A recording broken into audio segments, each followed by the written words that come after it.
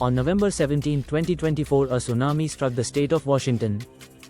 Wait, I live in Washington, and I didn't see or hear a tsunami, let alone know reports about damage that it caused, or even mentions of it on the news. What do you mean a tsunami occurred? And that is where you would be wrong. A tsunami did truly occur that day, just not where you would expect on the shoreline of the Pacific Ocean. Instead, this tsunami occurred at a spot more than 200 Lake Roosevelt miles inland from the ocean at an elevation of 1,282 feet above sea level. There, on the western shoreline of Lake Roosevelt, at a spot 4.5 miles west-southwest of the town of Kettle Falls, a portion of the shoreline began to slowly creep forward. This quickly escalated until, at 8 a.m. local time, a 1,130-foot long and 460-foot wide section of the shoreline greatly accelerated, collapsing all at once into Lake Roosevelt. This landslide, which had a volume 1 estimate to be between 1 million and 1.6 million cubic meters of rock, quickly displaced an equivalent volume of water, causing water to lurch upwards and generating a large wave. This wave initially had the maximum height of 30 feet, and expanded outwards at a speed of 38 miles per hour in all directions, decreasing in size with increasing distance. 90 seconds later, the wave struck the eastern shoreline, detaching and overturning a dock at Ricky Point.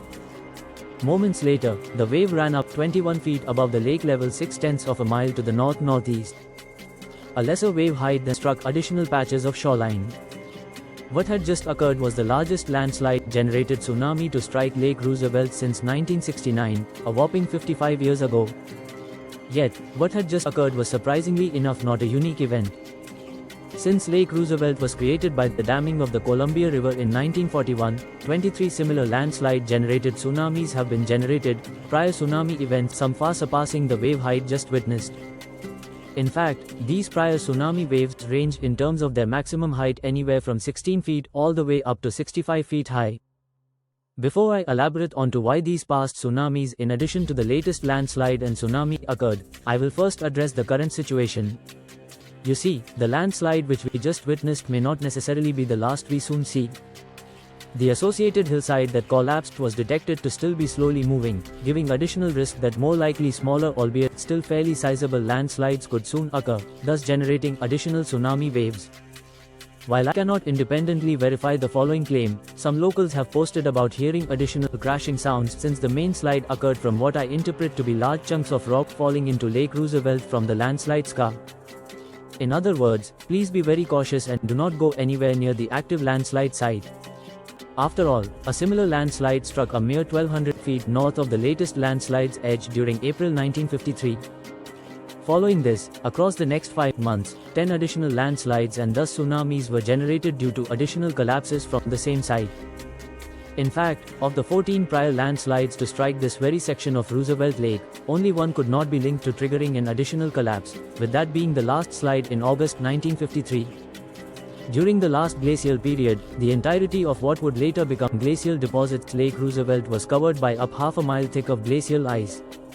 As this glacier retreated, it left behind large amounts of the scraped rock and sediment it carried, leaving it behind along with material transported by glacial meltwater in deposits referred to as glacial drift.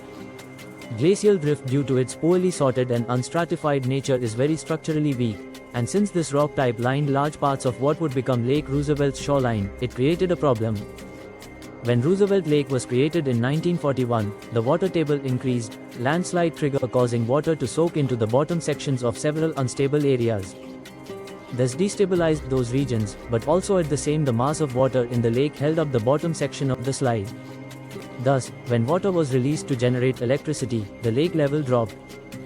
Without the water holding up the bottom of an unstable region, it finally collapsed, creating an inland tsunami.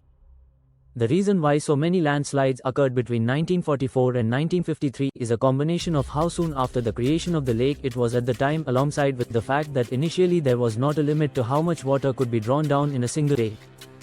After the addition of a rule that created a maximum daily decrease in lake level of 18 inches a day, the number of hazardous landslides and tsunamis have substantially decreased. However, in the case of the latest landslide, I interpret that a long-term destabilization of the relevant slope due to changing water levels had occurred rather than having a singular short-term cause. As a final note, I would like to thank my new YouTube channel member Mark Strawn for supporting my work.